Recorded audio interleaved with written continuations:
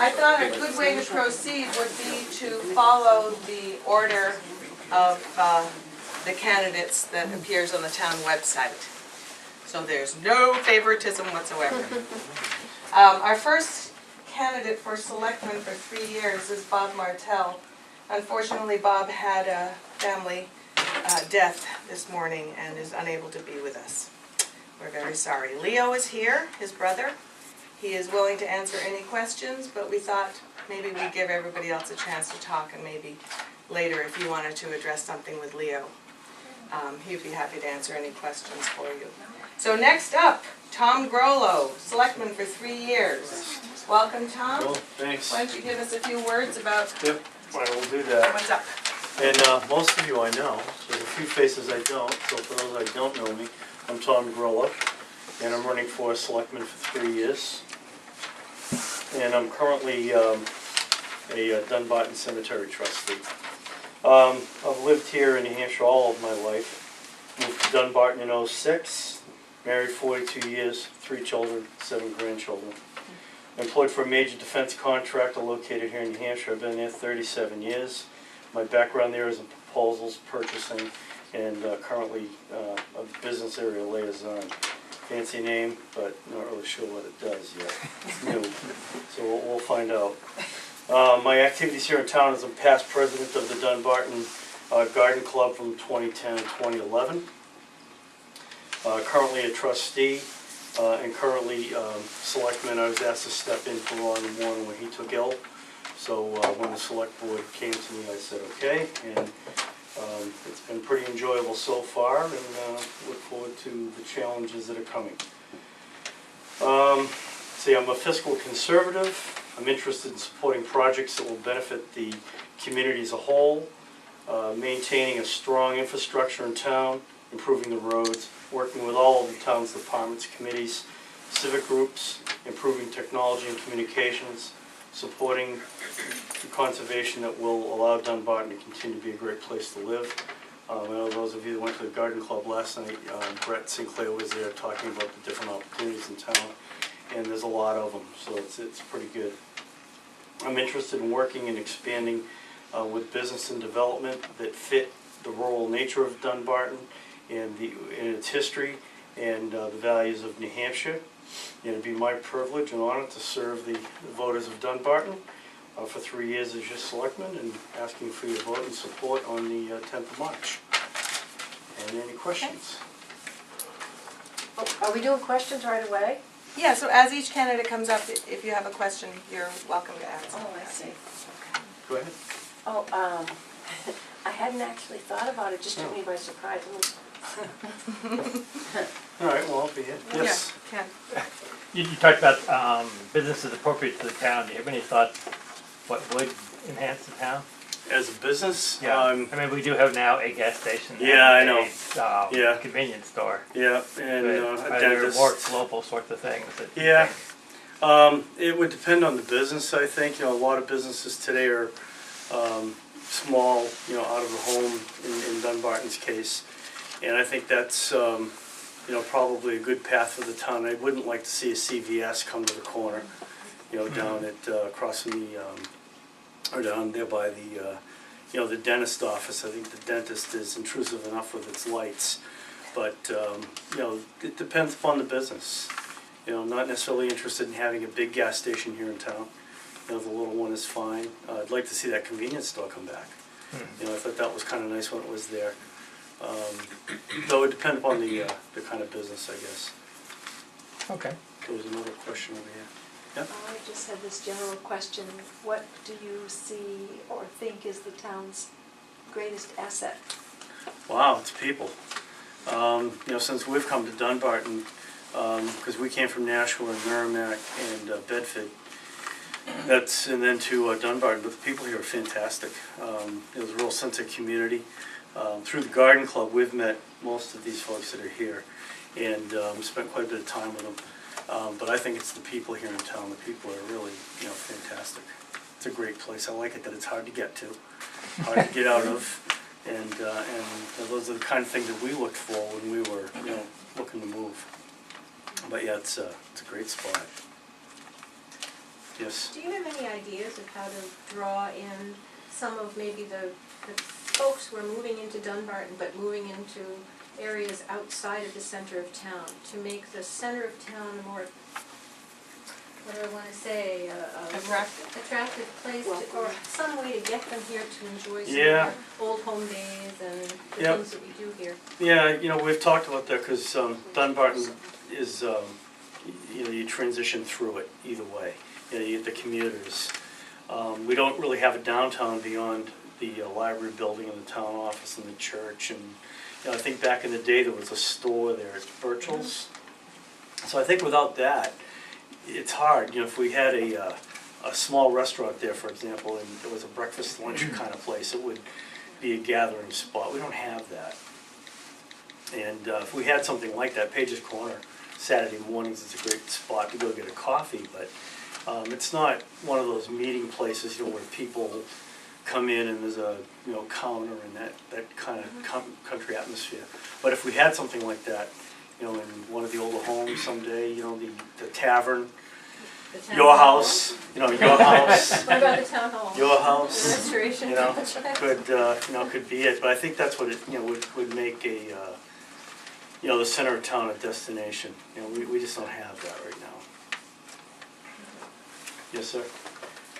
You talked a little bit about infrastructure. I'm just curious what the plan is for the town, because I know that 2 years ago when I was voted in, we talked about working with road agent to formulate a plan, and now I see again on the warrant article for, I think it's $250,000. 200,000. Yeah, so at what point are we gonna step up and have an actual plan and Well, maybe bond, Yeah, so that it's cheaper I for like us the way- and we I can like the spread way out you the pain, yeah. so that we don't pay for it right up front, and some of the new residents can pay Yep. for the roads. The, in the CIP this year, as part of the CIP committee, that was one of the things that they asked Jeff to come forward with was a plan.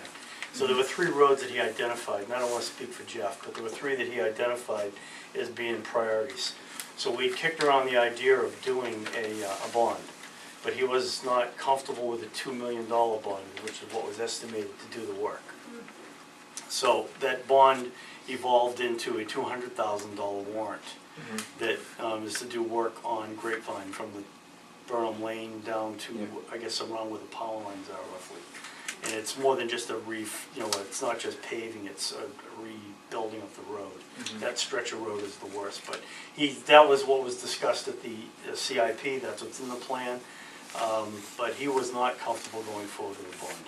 Okay, 'cause it just, you know, it's nice to bond, because when you extend that money out 15, 20 years, the new people in town pay for it, and No, I it's a cycle. understand. Yep. You do the work, and then, you know, 15 years you borrow Yep. again, and we don't have any bonds, which Yep. is strange. Yep, well, we have one at the school still. Yes. You know, on its tail end. And then, but Jeff wasn't comfortable, Travis. He, you know, he was looking at what the town had in front of it. He was sensitive to the fact that the theater restoration wants a bond. And he stated, you can go look in the minutes, I think it's in November, he stated right in those minutes that he was not comfortable with going forward with a bond. But there is a secure plan for the roads. If it gets passed, yes. Okay. He would have $200,000 in this year's warrant for Grapevine, and then that's a non-lapsing Right. 5-year 5 thing. years, yep. But he's got, and this is phase 1 on that road, but I think after you get, again, I don't want to talk for Jeff, but when you get down beyond the power lines, that road's in better condition. But then there's Montalona and a third one that escapes me that he's identified as being the most critical need. Okay. You talked a little bit about businesses that would fit our rural character. We had a great chicken farm that was proposed to go in that we could have gotten a lot of tax revenue on that we lost because I feel that the planning board did a poor job of asking too much information because the neighbors bullied. Yeah. A particular person who may have in the past not done great business with the town, but had a great initiative.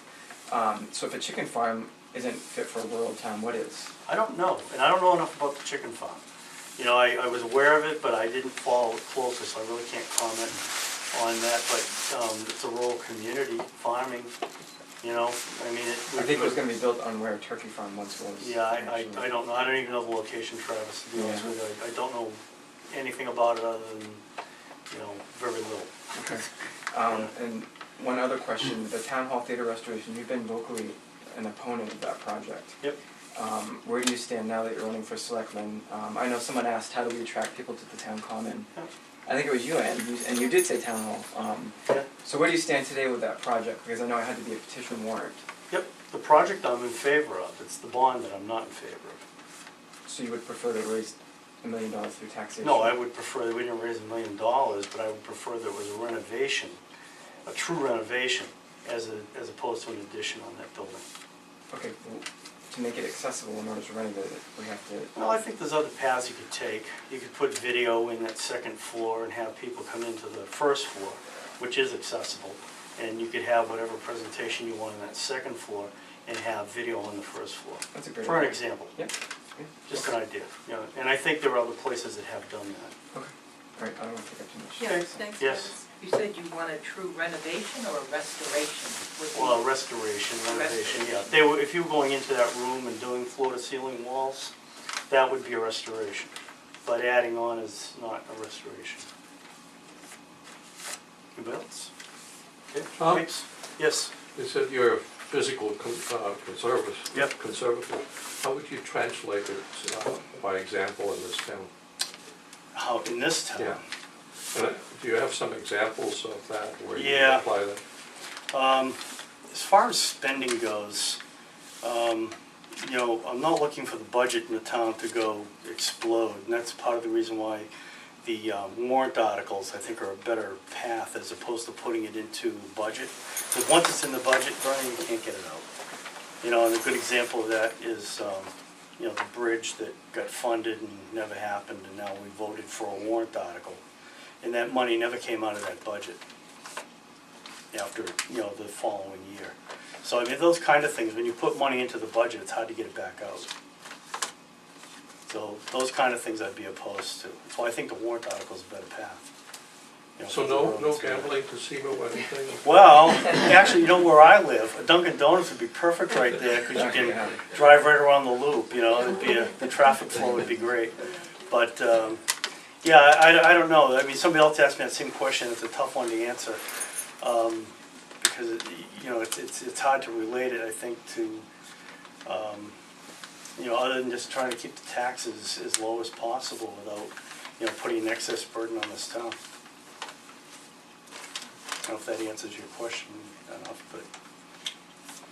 Yes, Dot? Yes, so with the town hall restoration project, to put video downstairs for somebody that's physically challenged, I mean, you might as well just stay home and watch it like later on.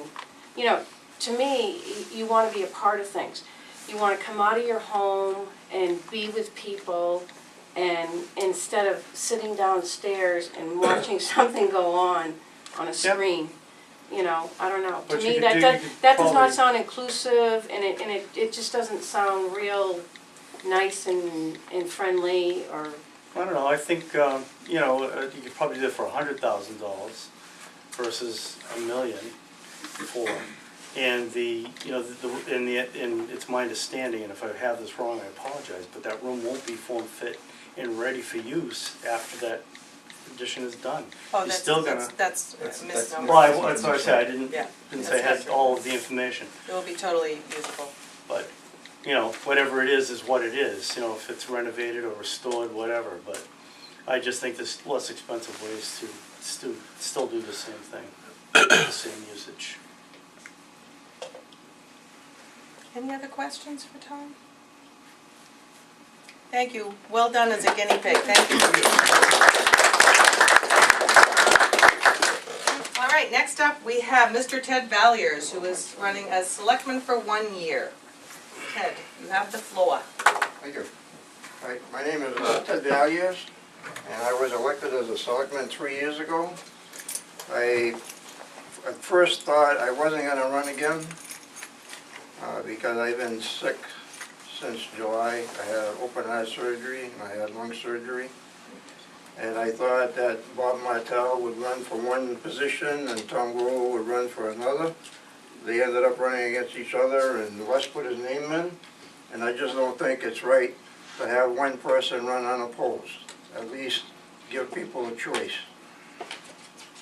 Since I've been a selectman, I ran, for those of you who listened to what I had to say 3 years ago, I'll say the same thing again this year, is I ran it as a conservative.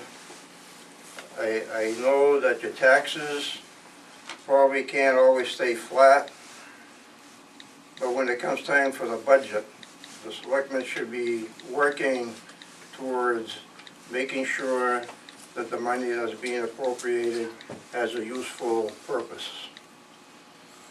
I would much prefer that a lot of items that are in the budget be on a warrant article, because a warrant article is pure democracy.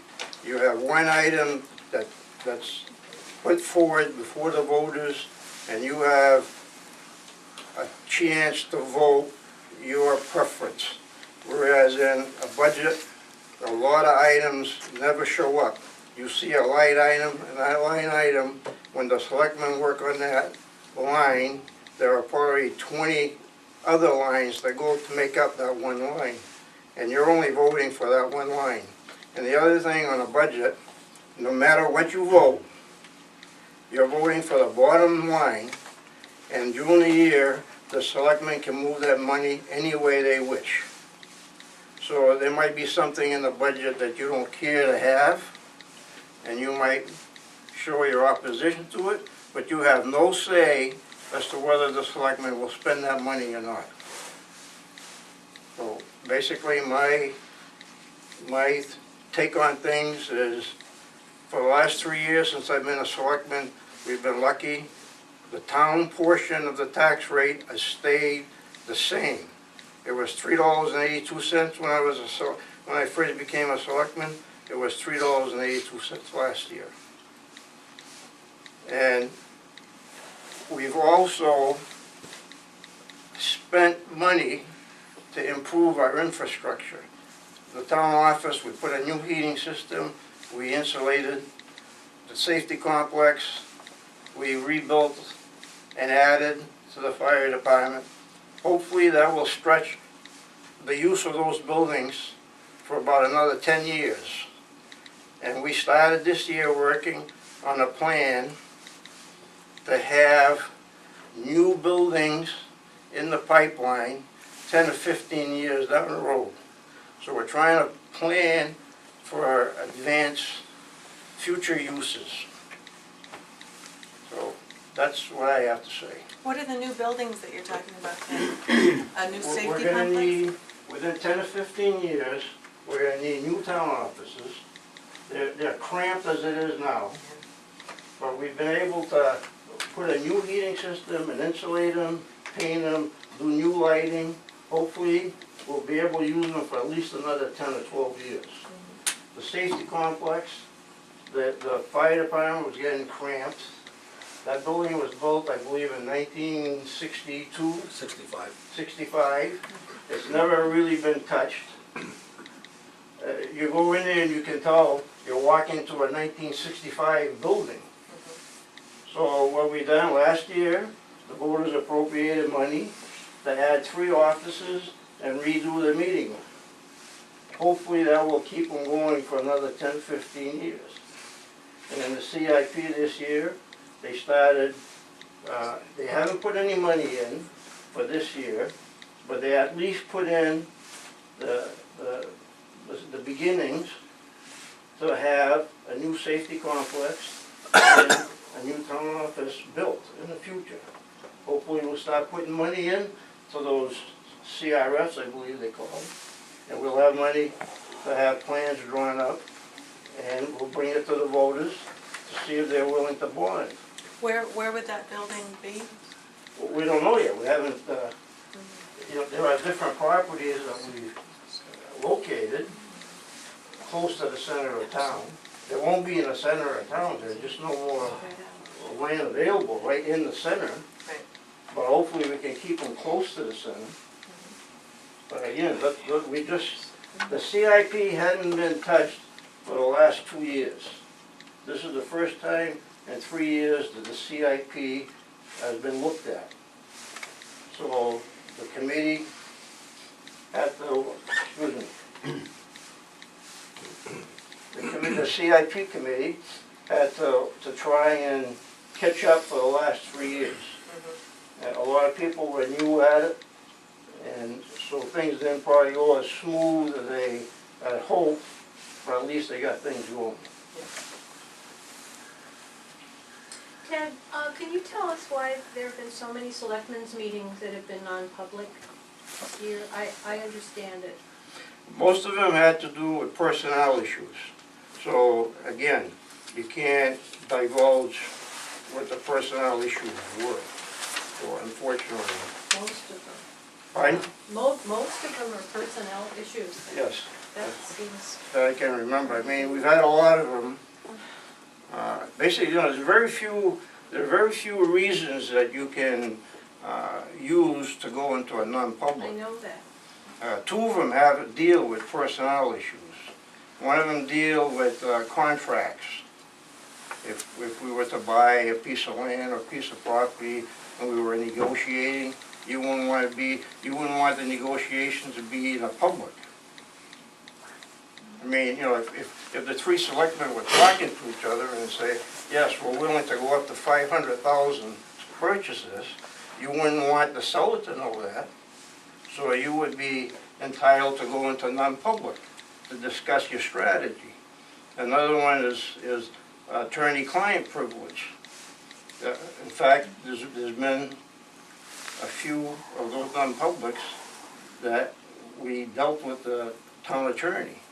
So those are non-public. Okay?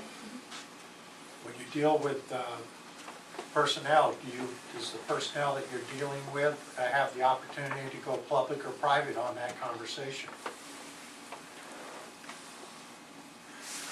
I don't know, to be honest with you. Well, they're supposed to be given that option, that's how come I was wondering. If they want, if you're gonna be talking about them, they have the option to be there and decide whether they want it private or public. We're going into specific. It might not be necessarily a person that's an employee. Position, What? like open position, an open position. Yeah, exactly. It might be somebody that's leaving that we might want to talk to. Or it might be somebody that we're thinking of hiring that we might want to discuss in private before offering the position. So it doesn't necessarily have to be someone that's employed by the town.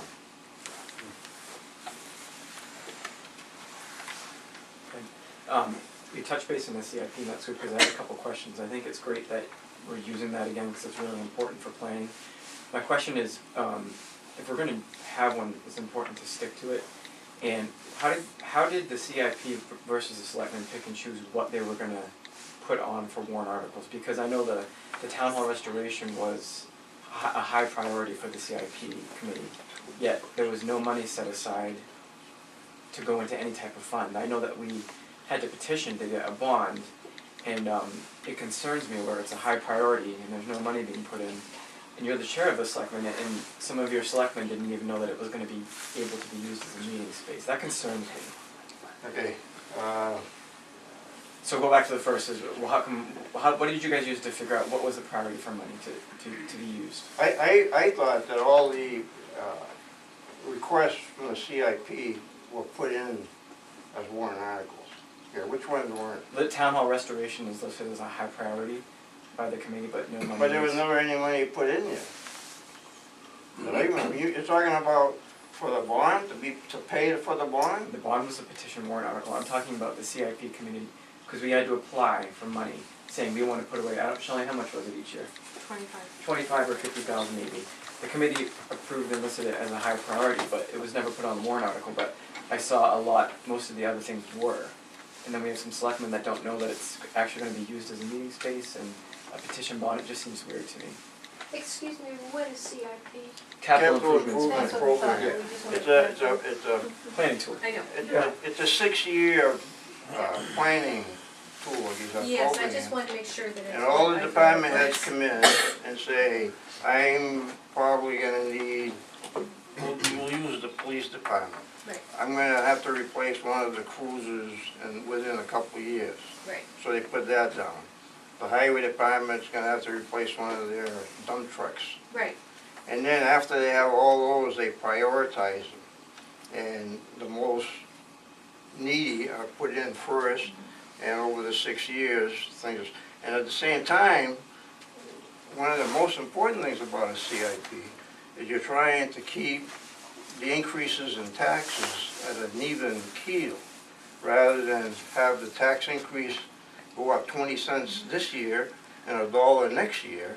You try and even them out over a 6-year period. Thank you. As best you can.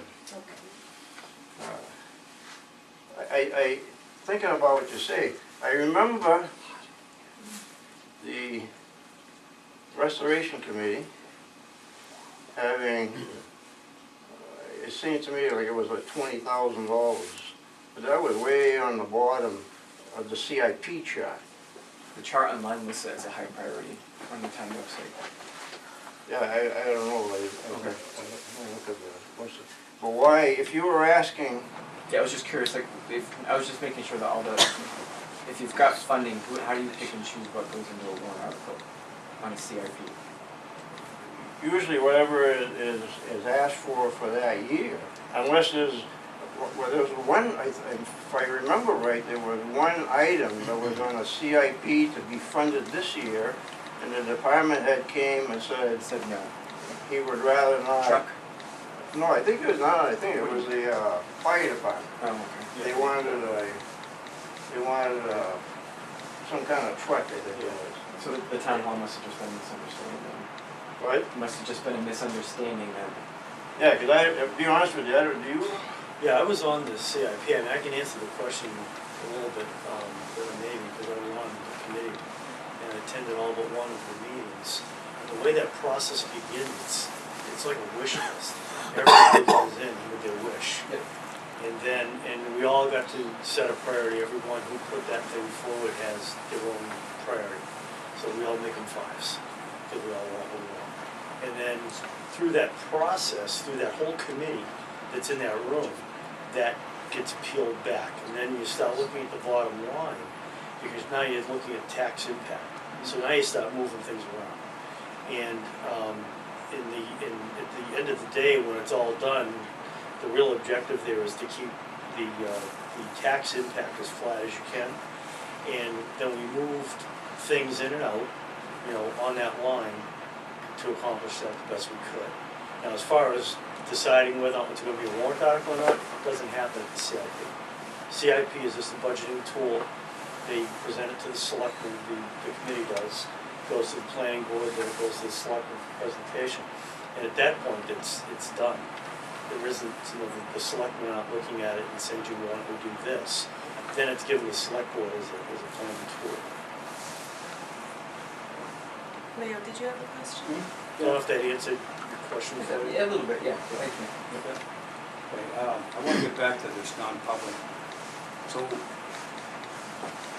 this pertains to mainly employees. So we have 9 full-time employees in town. We have 28 part-time employees in town, not counting volunteer firemen and the ballot clerks. So, up until December 31st, from March up until December 31st, we had, of all the, I looked this up, so, of all the regular selectmen meetings we've had 66% of them went into non-public. That was up until December 31st. Since then, it's been well over 100% because they've had 2 sometimes. Prior to that, I looked that up, and it was 25%. So are you having a hard time with the employees, or are you just using non-public to get into non-public? No, you can't use non-public just to get a non-public. You have to state, when you go into non-public, like I said before, there are basically six criteria that you can use. And so you have to state, and the RSA specifies in numbers all 6 of them. So you have to specify which one of those you're using to go into a non-public session. What time do you do that? Right? At what time do you do that? As you go into non-public, they say, I make a motion, we go in non-public per RSA 91A, and then there's numbers that follow that. It tells you what paragraph, what subparagraph that you're using to go into non-public. So they all, most, I mean, we don't have a lot of employees. You're asking me, you know, I can go back, I could probably go back and look, but you're asking me something off the top of my head. Well, it just seems I like. know, but such a again, dis- this is a fairly new board of selectmen. One selectman's only been on for 1 year. One selectman's only been on for 3 or 4 months. I've only been on for 3 years. I know when I first came on board, the selectmen will make decisions based on their gut feelings. Yeah, we can do this. Who's gonna tell us we can't do this? Well, now the new board would rather have a legal opinion as to whether what we're contemplating on doing is legal or not. Well, So I know quite a few of those had to do with the attorney. I know a lot of them had to do, again, like you're trying to say you only have 9 employees, and you only have 28 part-timers, whatever. It's not always about the employee that you have. okay, well, I just find it disproportionate, 66% versus 25%. Also, We're as being- far we're as being the, cautious. also, well, as far as the RSA's for the illegal non-public meetings, I believe you either have to have the council present or on the line, on a phone line. No, it can be that we've emailed the attorney with a question, and she's emailed us back her response, and we want to discuss what that response was. If we were going to do it in public,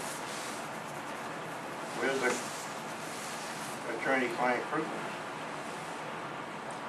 A lot of But time spent you're asking me non-public. something I can't answer off the top of my head. I know every time we've gone into non-public, we stated the reason why we were going into non-public. Are you asking why Yeah. the sudden increase from 25 Pretty much. to 66% suddenly took place? No, Is there some kind of an underlying cause for that? Because it's a very unusual jump, is that what you're Right, asking? that's what I'm saying, it's a disproportionate number, that's all. Yeah. So there might be some underlying causes for that sudden jump. Just- yeah, okay. Yeah, one of the underlying causes is this new board is more cautious than previous boards. We would like to make sure that we're contemplating on doing follows the RSA, which are the laws of the state of New Hampshire. Okay. Bert, you got a question? On those non-publics, when they're in the minutes, and you come out of a non-public, then usually that's the last thing in the evening you go home. It always says, no decisions or motions were made during the non-public session. Right. So what do you do in those non-public sessions? We discussed, You make no decisions? no, No very, votes? very seldom have I ever made any discussion. I mean, I would understand if you come back out of a non-public and then in public address a decision that was made, whatever you were talking about. And in some instances, maybe you haven't made a decision. But it almost seems like every non-public says that it's great at the end. You know. And are there minutes from those non-public sessions? I remember, I mean, I was a selectman, I remember that Alice had minutes. Are those the minutes? They're not Are published. they sealed? Are they? No, They're not One time we public. sealed one them. time it was released. So are they ever made public at some point in time? Is there any transparency? Because that's, I'm looking for some transparency. Well, If the selectmen's meetings have suddenly gone from 25% non-public to over 60% non-public, I think what we're all looking for is What's going on? what's going on, and the selectmen, if you're not if- privileged if- because because If we're we could tell paying, you, if we could tell you what was going on, we wouldn't be going into non-public. there's I not- mean, if we discipline an employee, well, I should that be understand that. public? No, I okay, understand that. if we're looking to hire a new employee, and we're discussing their qualifications, their salary ranges, should that be public No, before that's- we hire? But it seems like 60, I never, I'm sorry. I'm just saying, I Well, know we're that not you trying have to, discuss we're it. not trying to But I hide think you anything. answered the question in a sense, because you said, well, we are now more formal, we're adopting the legal course, and that's what increased the number of these non-public sessions. I think that's what you said, right? Yeah. And that's quite understandable if the previous fellows were saying, well, you know, we can do this, we don't have to go through the legal steps. So that's a legitimate reason for increasing those numbers. It's one of those things, like when someone commits a crime and you want to know details of it, what do the police always tell you? We can't divulge any information because the investigation is ongoing. It's basically the same thing. We can't tell you what was discussed in a non-public because it's confidential information. It's not because we're trying to hide it from you, but if I was to ruin someone's reputation by telling you what happened in a non-public, that wouldn't be fair. But that person has a right to disclosure. That person that you're discussing could say, I would like to discuss this in another meeting. And I haven't seen that yet. I don't know. Well, yeah, that's When you do discuss a personnel issue, is the person present? So maybe this is something. what's the question? I think at this point, sorry, Mert, to interrupt, but we, Yeah, the only way I can answer this, I'm thinking of a few instances where the person that came with a problem was probably not the employee that was being discussed. It was part of their supervisor. So we're discussing it with their supervisor. That's happened a few times, I know of. okay, I think it's good to move away from this. Does anybody have any other questions? Or, yeah. I just want to make one comment, whether or not a devil's advocate for the board of selectmen, because there have been times when I was on the board that we went into non-public because we couldn't agree on things like budgets that are legal. So there are times that it's not an employee issue, and it really is just the three of us having to have a discussion without influence of other people, because sometimes it's tough to listen to each other when you have a room full of, really strong opinionated people. So that could be another reason. Thanks, Travis. Any questions for, I yeah, Fred? just mentioned to Shelley, I think we're getting in the way of why we're here tonight. It's why I want to be a selectman, not what the selectman's office is doing. That should be answered by all the selectmen as a group. In other words, he should say why I want to be, he should say why I want to be. Okay, then there's these general questions after. They should be answered by the selectman, not just one person. Thank you, Fred. Thank you, Fred. Mr. Moderator. Thank you very much. Thank you, Ted.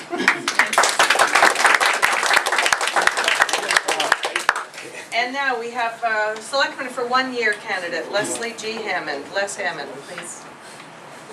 Welcome. Good evening. Thank you very much for setting this up. You're welcome. Gives us all a chance to do this. I know you talked about one unfortunate situation we're in. There is another one I would like to mention, somebody that I worked with for many, many years, both as a selectman and as a moderator, and that's Irene Dunn. Irene Dahlheim. She passed away yesterday. I think she was in the late 80s. So I would call her Miss Dunbarton. Yeah. Sometimes I mumble. You want me to speak up? Just wave. Running for the 1 year term because we've got to do some things with our master plan.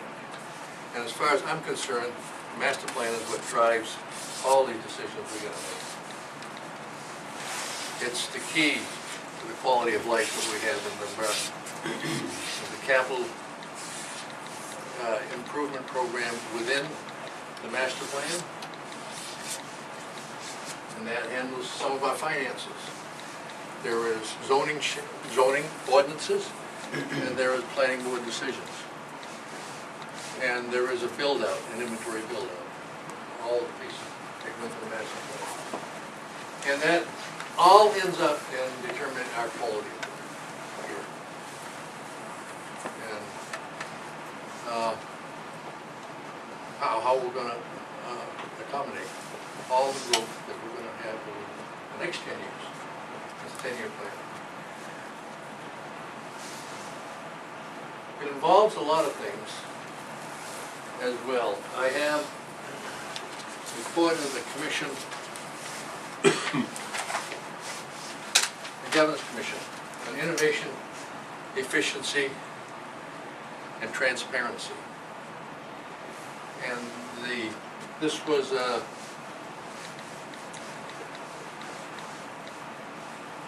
report that the governor asked for a year ago. It deals with a ton of things. The very first thing it deals with is transparency. And I deal with transparency fairly regularly as a county commissioner. I mean, as a county treasurer.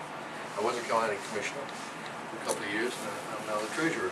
I sit in with the commissioner because almost everything they do affects the budget. And I'm responsible for the $81 million budget. In some small sense, I don't take the checkbook with me every time I go. The transparency that I see at an institution with 800 employees and $81 million budget is truly openness, and it's truly openness that they're talking about in this 71-page plan. They're talking about it. Right of access to governmental proceedings and records shall not be unreasonably restricted. There is a constitutional obligation for transparency. The government should be open, accessible, accountable, and responsive. And that's what I see as the role of selectmen. That's when I see I can add something to the board. That's where I see that my 14 years as Deputy Director of the Division of Welfare and Administration, my 20 years here as Selectman since 1976, off and on, another 14 years as moderator, and on over a dozen committees, prepares me for dealing with the other things that you have to deal with. I don't see that we can go ask a lawyer every time we're afraid to make a decision for a decision. John Swilhurst once told me, you hire a lawyer to defend what you did, not to ask him to make the decision. And I think I can help the board in that way, just because of my experience in the situations that I've been involved in. And a one-year term, that's a nice term. Get in, get out. Yeah. Thank you. Les, any questions for Les? Travis? I guess my only question for you, Les, would be, I was just letting you, when you've been a selectman for, I think almost as long as I've been alive. You know, it's funny that you talk about a 10-year plan and a vision. Are you in it to win it, only running for 1 year? How much of an impact can you make? Well, it has to be done this year, Okay. master plan. And there's a steering committee now. The steering committee is going to meet. Ken is the chair of that. And there are 9 other members, of which I am very fortunate to be one. They asked me to be on it. And I'm really looking forward to doing it. But it's this year.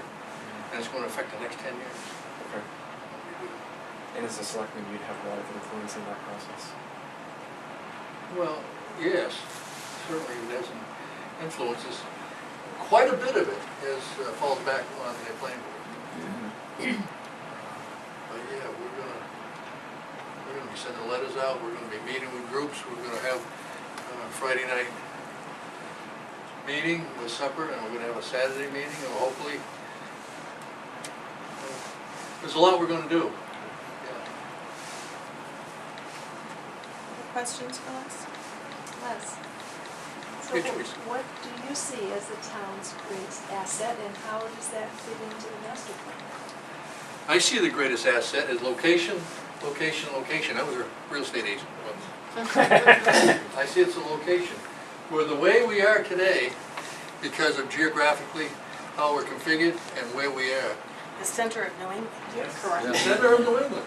But there are no railroads going through, there's no interstates going through, there's no rivers going through.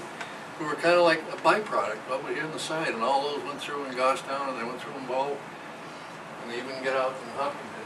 But we didn't have any of that. In Dunbarton, we were very agricultural, we grew very well until the beginning of the Industrial Revolution. In the 1840s, our population started to decrease, and decreased ever since right up to 1950. 110 years we went down. And a lot of that had to do, again, with the number of rocks in the field. People who went in the Civil War, saw all that nice land out in Tennessee, Iowa, Michigan. They didn't come back to pick rocks anymore. They stayed out there 8 weeks, whatever. But that is what we have to deal with. That's what we got to use for our quality of life. Do we want the neighbors 50 feet away? Do we want them 500 feet away? Do we want to have band concerts here? Do we want to have impromptu ones down at the lake? What do we want to do? And how does what we have fit in with what we want to do? More questions for us? Les? Buddy. I think that you were a selectman when the whole chicken farm thing happened. I was. What happened with that, and why did, I missed out on understanding what went wrong with that? I'm not quite sure what went wrong with that. We had many meetings, as you know. There was some concern on my part. We weren't quite given enough information the way it was being presented. They had a good lawyer, but he could only work with what he had to work with. And sometimes he wasn't getting the correct information. One day I called up Mike Guiney, who was another member of the planning board, and said, how about we go up north and we see the operation that they run up there. That's where their headquarters is. I can't think of the town. Monroe. We went up there and we went to their processing plant. And then they took us out to 2 farms that were nearby. And based on that, I come back and I said, what they're talking about is true. These, you can stand right in the room where the chicken manure is and not smell it at all by the way they're handling it. They only needed 4 hours a day, one individual, 4 hours a day. Is all they need, it's all automated. It's quite an operation. They would finance, the company that was back and would finance it over 8 years, would pay it off in 8 years, and then after that, in really good shape. Apparently, Mr. Giovignoli had a time frame to meet some financial obligations, and he kind of indicated to me that he would go so far, and then that was it. And the night that we voted not to approve his plan, we needed about 6 more items in his plan. Very simple for him to get. He can get the last meeting. I asked him 3 times. Travis was there? I was not there for that. No, I wasn't there that one. I asked him 3 times that night, don't give up, you're almost there. Don't give up, you're almost there. You'll have to start all over again if you give up. And he just put his hands on the table, he said, that's it. I'm gonna sue you. And that's what happened, he sued us. We did it right. We didn't have any lawyers help us, we did it ourselves. And I was sorry to see that fall through. I'm sorry because this was a person, this was a resident who has the right, we haven't given up all the rights to use our land.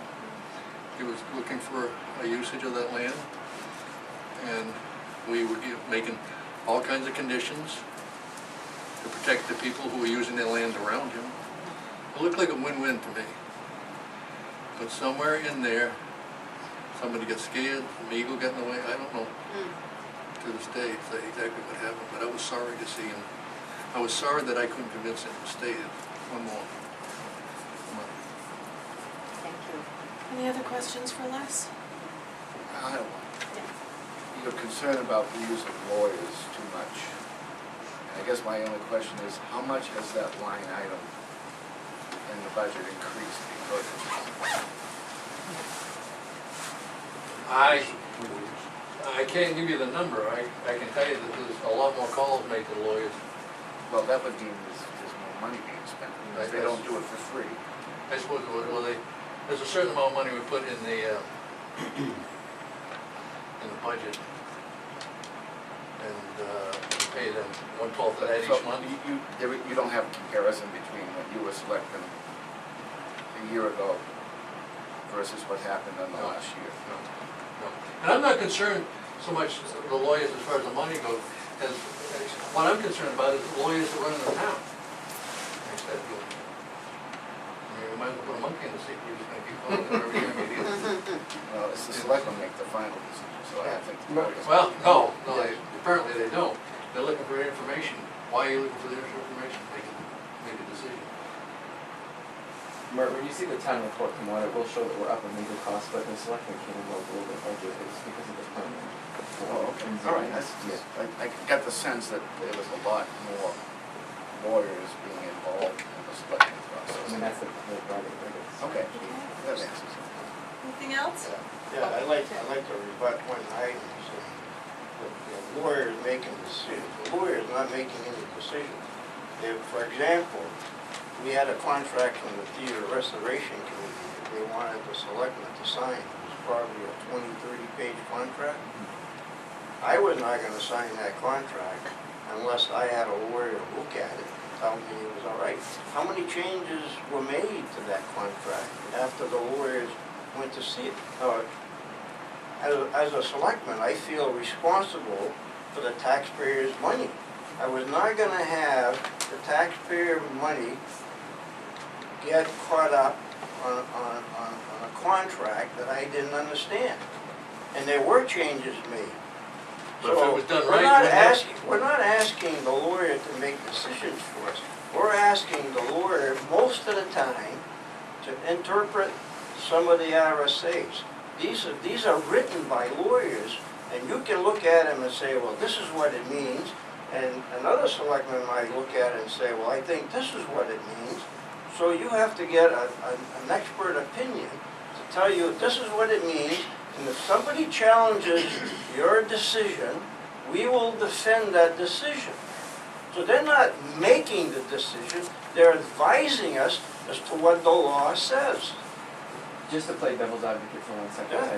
I'm trying to be neutral here because I see it from both sides of being a selectman and now Right. not. That night that we had that discussion with the contractor, and I know we were talking about a lot of non-publics, we didn't know why we were being called before the board of selectmen. We had given you the contracts in a previous meeting.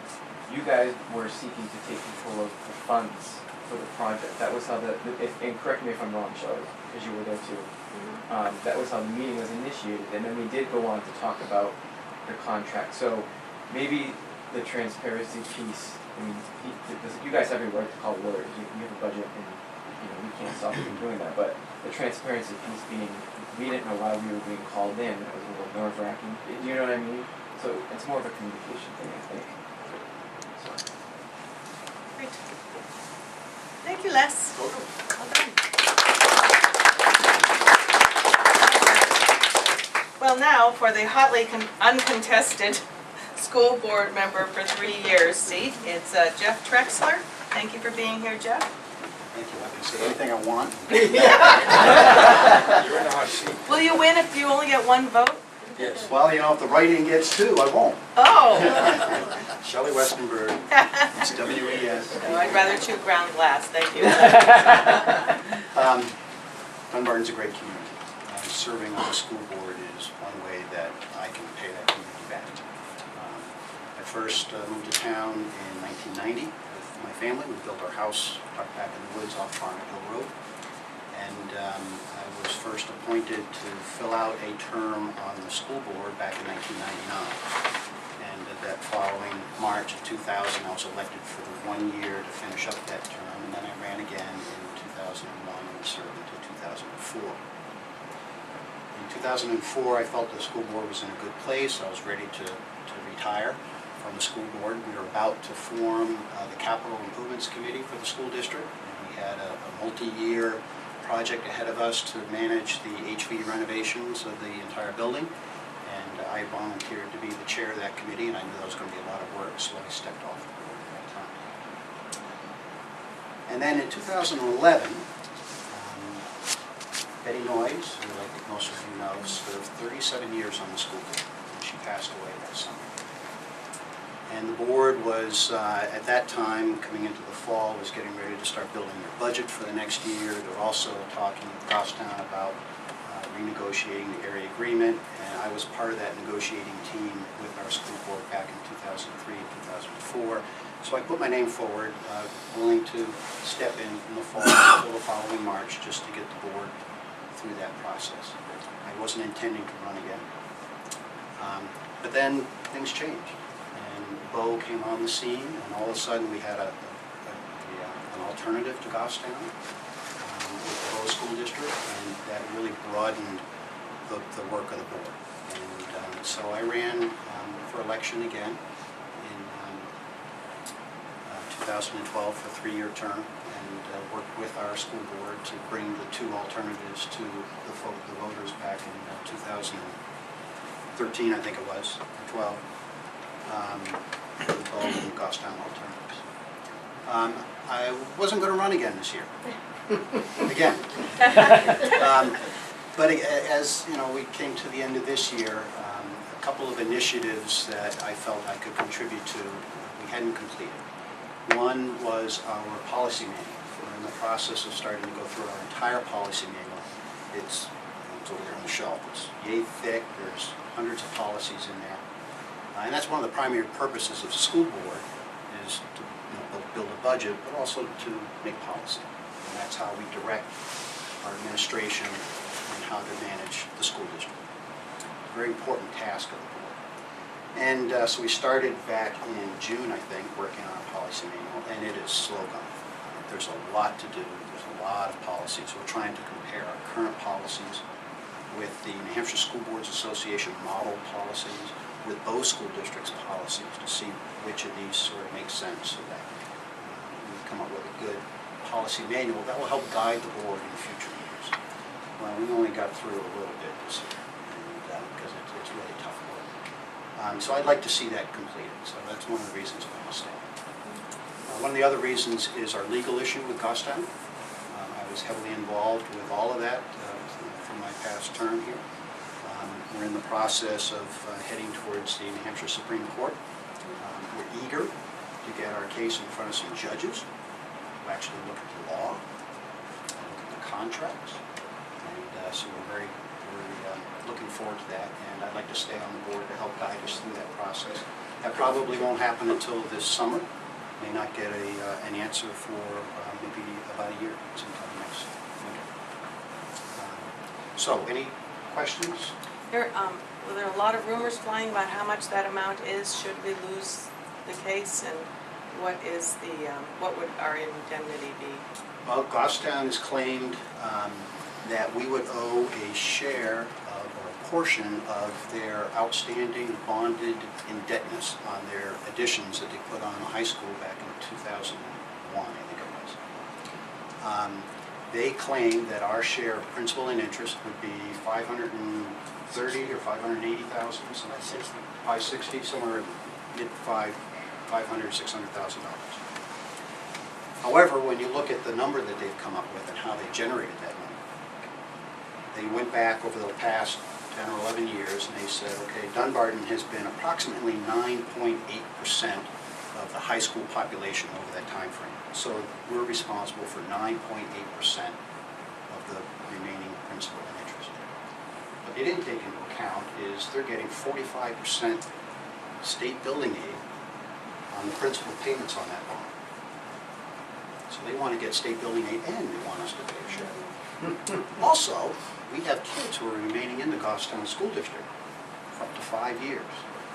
The first 3 years, this year and the next 2 years, there's quite a few. There's a couple stragglers that'll be there for a few additional years. We're paying rent for those kids. So they want us to pay a share of the bond of the building and then we gotta pay rent on it too. So that number, I think, if we do end up losing, that's, the first step is the state Supreme Court would say, if we did lose, that we do have a continuing financial obligation. They probably won't say what that is. They'll have to sit down and negotiate with Goffstown again. But my calculations are we're way down in the $200,000 range if you deduct all of those things. And the payments would be spread out over the remaining years of their bond, which is about 5 years, maybe? I think it's 7 now, but it would be 5. If around there, 5 or 6 years. We decided. So it'd be a very little amount that we would just build into our budget each year as part of our tuition expense to pay that liability if we end up having one. We're very confident. We have new counsel that we hired who has specific experience with the state Supreme Court. And so we're eager to get in front of the state Supreme Court. And we're working right now with that counsel to fine-tune our ideas. Questions? That was easy. That was very easy. Well, just wanted to say thank you all for putting yourselves out tonight. It was a remarkable evening, and I'm proud to be a Dunbartonian, Dunbartonite, Dunbartonist. A couple of dates for you all to know about. Tomorrow night is the bond hearing at the Selectmen's meeting. It'll be a separate session for the Town Hall warrant article. And on the 15th, which is Sunday afternoon here at 3, we have a speaker who's going to talk about the history of meeting houses in New England, and then we can answer questions that you might have about the Town Hall warrant article after that. March 7th is a school district meeting. If you care to take a look at the little boys' bathroom on your way out, I suggest you do. It's in terrible shape, and there's a warrant article asking us to raise money to repair that bathroom. Is it just that bathroom, or is it? The boys and girls. Boys and girls. They're in rough shape. 1972. 1972. And really, it's a treat. Please go in there and take a look. And then March 10th is town meeting. None of us can miss that. So thank you all for being here, and good luck to all of you candidates, and thank you so much. Thank you.